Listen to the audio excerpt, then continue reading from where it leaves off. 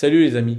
Si je vous disais qu'on avait tous un seul et même point en commun, et il est assez simple, c'est que quand on cherche du boulot, on va tous au même endroit. Bon, j'ai pas besoin de faire de suspense, je pense que vous l'aurez compris, je parle bel et bien de LinkedIn. Ça a beau être rempli d'articles cringe avec des collègues aigris qui font semblant d'être heureux, pour ce qui est des offres d'emploi, c'est là-bas que ça se passe. Et la raison pour laquelle je vous parle de LinkedIn aujourd'hui, c'est parce qu'ils sont au cœur d'un drama qui est plutôt ironique. La plateforme dont le job littéralement c'est d'aider les gens à trouver du boulot, vient de licencier 875 personnes, soit 5% de son effectif. Rien de fou en soi, mais les raisons autour de ces licenciements, c'est ce qui rend l'affaire encore plus folle. Alors, premièrement, il faut savoir que le mec qui a pris la décision s'appelle Daniel Shapiro. C'est le nouveau CEO de LinkedIn depuis le 22 avril 2026, donc c'est très récent. Le 13 mai, donc 3 semaines exactement après sa prise de poste, il annonce le plus grand plan de licenciement de la boîte depuis des années. 875 personnes virées, 5% des effectifs. C'est sa toute première décision en tant que CEO. Là, je vous vois venir, on pourrait se dire, c'est dur, mais c'est le rôle d'un CEO de couper là où il faut couper. Si la boîte va mal et qu'il y a des décisions difficiles à prendre, c'est bien au CEO de les prendre en tant que leader. Oui, tout à fait. Sauf que non.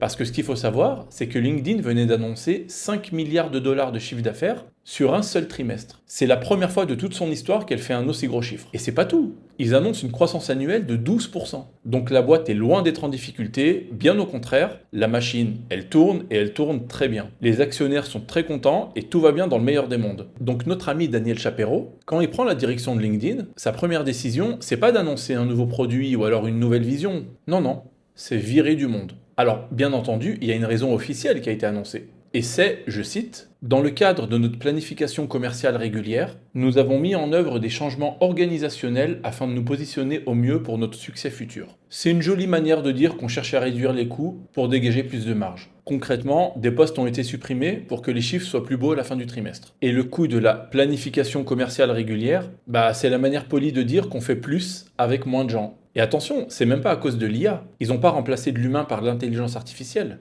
Bon, comme si ça changeait quelque chose pour les 875 personnes virées. Mais bon, ils ont quand même tenu à le préciser. Voilà, maintenant que les faits sont donnés, on va prendre 2 secondes pour savourer l'ironie de la chose, parce qu'elle est belle. Déjà, LinkedIn, à la base, qu'est-ce que c'est? C'est le réseau du travail. C'est l'endroit où tout le monde se met sur son 31, l'endroit où tout le monde balance des posts qui commencent par « C'est avec une immense fierté que je vous annonce ». Bref, vous connaissez, c'est la plateforme du sourire forcé et du mindset à 2 balles. Et cette plateforme-là, où on vous dit toute la journée qu'il faut continuer à croire en ses rêves professionnels, elle vire 5% de ses employés. Mais attendez, le meilleur reste à venir. Parce que comment est-ce que vous croyez qu'ils ont annoncé ça aux 875 personnes concernées? Est-ce que c'était un entretien face à face? Est-ce que c'était un coup de fil de la part d'un manager ou d'un RH? Est-ce que c'était une petite réunion d'équipe pour annoncer ça un peu humainement?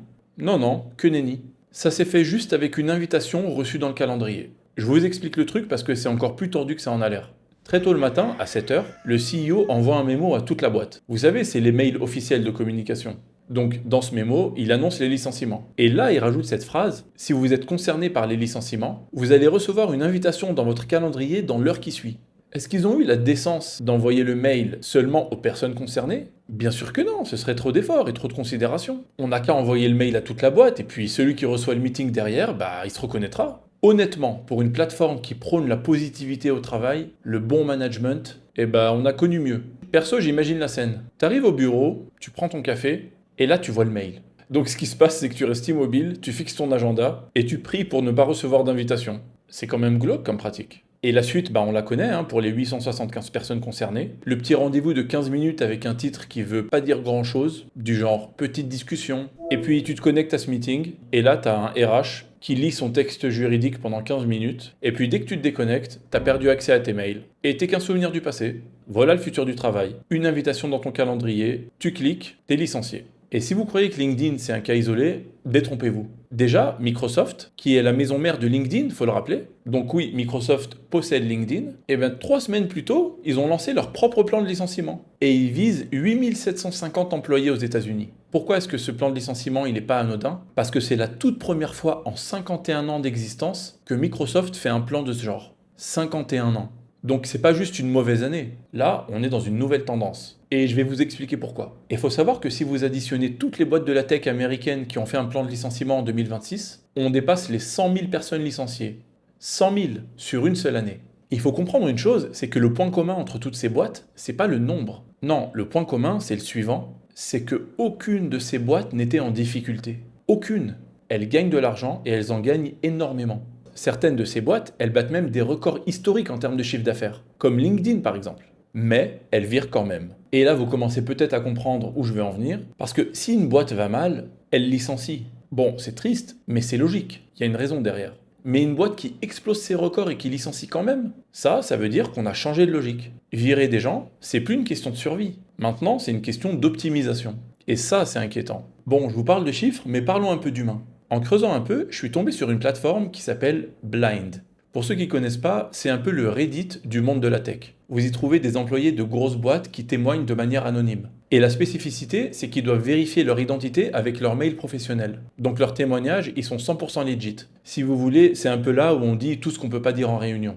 Et il y a un témoignage d'un employé de LinkedIn qui a attiré mon attention. Son témoignage, c'est le suivant. J'ai reçu le mail de licenciement, je suis resté assis là un moment, j'ai rien dit à personne. Et pour une raison débile, j'ai ouvert LinkedIn. Grosse erreur. Un VP avait déjà posté, un ton tout triste. J'ai dû dire au revoir à des gens incroyables aujourd'hui, avec un emoji cœur. Et les commentaires étaient remplis d'autres cadres qui lui disaient à quel point ça devait être dur pour lui. Quand j'ai vu ça, honnêtement, je me suis dit, là, on touche au comble de l'absurde. Le gars vient d'apprendre qu'il a perdu son boulot. Il est sous le choc, normal. Donc il parle à personne et il ouvre LinkedIn. Par réflexe, sûrement. Puisque c'est ce qu'on fait tous. Quand dans le monde du travail ça va mal, on va sur la plateforme du travail. Et là, lui qui vient de se faire virer, tombe sur son boss qui a déjà eu le temps, en juste quelques minutes, de transformer le licenciement de ses équipes en un moment d'émotion, pour sa propre image. Je répète au cas où, pour que ce soit bien clair, le boss, lui, il n'est pas viré. Le boss, c'est celui qui a viré. Mais qui récolte les emojis cœur avec les messages de soutien? Pas le mec qui vient de perdre son boulot. Non, non,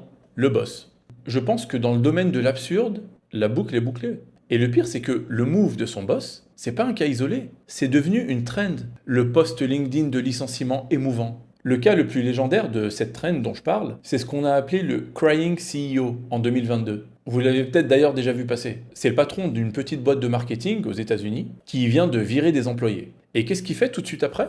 Il prend un selfie de lui-même en train de pleurer. Et il le poste sur LinkedIn avec une légende du genre « C'est le truc le plus vulnérable que je partagerai jamais ».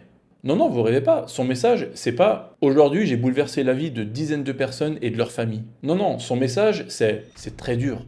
Pour moi, bien sûr. Et le pire, c'est que le post a complètement cartonné. Il y a eu 33 000 réactions et 7 000 commentaires. Avec une moitié des gens qui le trouvaient très courageux et authentique, et l'autre moitié qui le trouvait complètement à côté de la plaque et narcissique. Heureusement, il reste des gens lucides. Maintenant, virer des gens, c'est devenu une occasion de faire du contenu. C'est un moment de partage. Et pendant que les patrons font leur cinéma avec leur petit numéro d'attention, ceux qui se font virer, eux, ils ont le droit de se taire. C'est tout. Parce que si tu parles, tu passes pour un aigri, pour celui qui râle. Et tu abîmes ton personal branding. Donc les rôles, ils sont inversés. Tout va bien. Donc voilà l'histoire. LinkedIn, 5 milliards de chiffre d'affaires en un trimestre, 875 personnes à la porte. Et des managers qui postent des emojis cœur le matin même du licenciement. Et il ne s'agit pas seulement de taper sur les grandes entreprises méchantes. Non, s'il y a une leçon à en tirer, c'est celle-là. Ces 875 personnes qui ont été renvoyées, pour la plupart, c'était sûrement pas des glandeurs. C'était des gens à fond, des gens qui faisaient des heures sup, qui répondaient aux mails le dimanche soir, qui se rendaient malades pour tenir les deadlines. Parce qu'ils croyaient au message de « on est une famille, on se sacrifie pour cette famille ». Et ben ces gens-là, ils ont sauté, pareil. Pas parce qu'ils étaient mauvais, ou parce que la boîte coulait. Non, c'est juste parce qu'un jour, sur un fichier Excel, quelqu'un a décidé qu'il fallait gratter 5% de marge. Donc on les a virés. Et c'est ça précisément que je veux que vous reteniez, c'est que votre dévouement et tout votre investissement dans votre entreprise, ça vous protège de rien du tout. Vous pouvez être le plus impliqué de la terre entière, celui qui arrive le matin en premier et qui part en dernier le soir, celui qui sauve les projets, qui fait le boulot à la place des autres. Le jour où l'optimisation, elle passe par le fait de vous enlever, vous sautez, tout simplement. Et personne ne se souviendra des week-ends que vous avez passés à travailler. Alors, bien entendu, je ne vous dis pas de glander ni de faire le strict minimum, mais je vous dis une chose, c'est de garder la tête froide. Les amis, si la vidéo vous a parlé, lâchez un like et dites-moi en commentaire ce que vous en avez pensé. Ça m'intéresse d'avoir vos avis. Ah oui, et j'allais oublier, j'ai ouvert les memberships sur la chaîne. C'est simplement pour ceux qui aimeraient soutenir la chaîne et soutenir mon travail, en échange de certains avantages, que vous verrez en cliquant sur le bouton rejoindre, juste ici. Bien entendu, toutes les vidéos restent gratuites et ça le restera toujours. C'est simplement pour ceux qui veulent soutenir la chaîne et mon travail. Voilà, en attendant, je vous dis à très vite, prenez soin de vous, ciao!